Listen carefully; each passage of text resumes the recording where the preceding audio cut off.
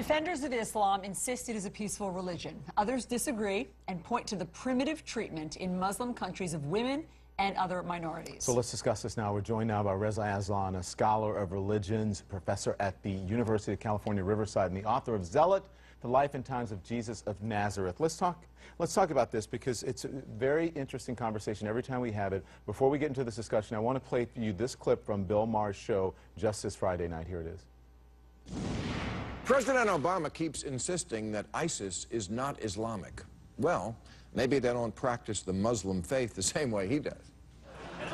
But if vast numbers of Muslims across the world believe, and they do, that humans deserve to die for merely holding a different idea, or drawing a cartoon, or writing a book, or eloping with the wrong person, not only does the Muslim world have something in common with ISIS, it has too much in common with ISIS.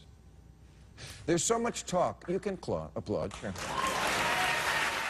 He went on for a good 5 or 6 minutes about that, talking about how women or circumcision for women, not respecting the rights of women, not respecting the rights of gay people. And what's your reaction? And then we'll talk. Well, I like Bill Maher. I've been on his show a bunch of times. He's a comedian, but, you know, frankly, when it comes to the topic of religion, he's not very sophisticated in the way that he thinks. I mean, the argument about the female genital mutilation being an Islamic problem is a perfect example of that. It's not an Islamic problem, it's an African problem. Well, wait, because he says it's a, hold on a second, Reza, because he says it's a Muslim country problem. He says that in Somalia... Yeah, but that's... Yeah, and that's actually empirically, factually incorrect. It's a Central African problem. Eritrea has almost 90% female genital mutilation. It's a Christian country. Ethiopia has 75% female genital mutilation. It's a Christian country. Nowhere else in the Muslim majority states is female genital mutilation an issue. But again, this is the problem, is that you make these facile arguments like that women are somehow mistreated in the Muslim world. Well, that's certainly true in many Muslim majority countries like Iran and Saudi Arabia. Do you know that Muslims have elected 7 women as their heads of states in those Muslim majority countries? How many women do we have as head of states in the United States? Reza, be honest though, for the most part, it is not a free and open society for women in those states. Well, it's not in Iran, it's not in Saudi Arabia, it certainly is in Indonesia and Malaysia, it certainly is in Bangladesh, it certainly is in Turkey.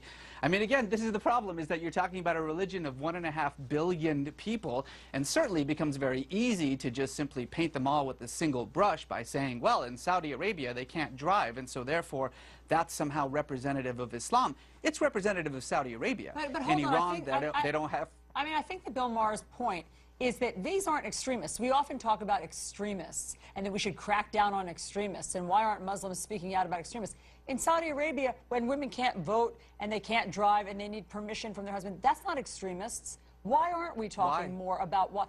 That's not extremist, that's commonplace. Why don't we talk more about the commonplace wrongs that are happening in some of these countries?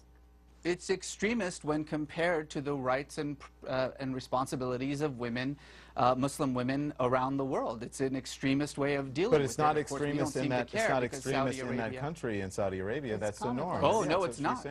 I mean, look, Saudi Arabia is one of the most, if not the most extremist Muslim country in the world.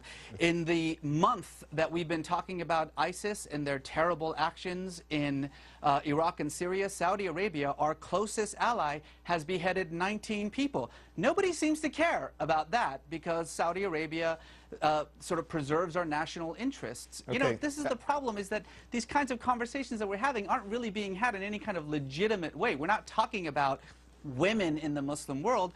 We're using 2 or 3 examples to justify a generalization. That's actually the definition of bigotry. All right, fair enough. Let's listen to Benjamin Netanyahu at the United Nations today. So when it comes to their ultimate goals, Hamas is ISIS and ISIS is Hamas. And what they share in common, all militant Islamists share in common. So Reza, the question at the bottom of the screen that everyone is looking at: does Islam promote violence? Allahu Akbar! Allahu Akbar! Allahu Akbar! Allahu Akbar! Allahu Akbar! Allahu Akbar! الله أكبر الله أكبر صرح الرشاد ليرفعوا لله دين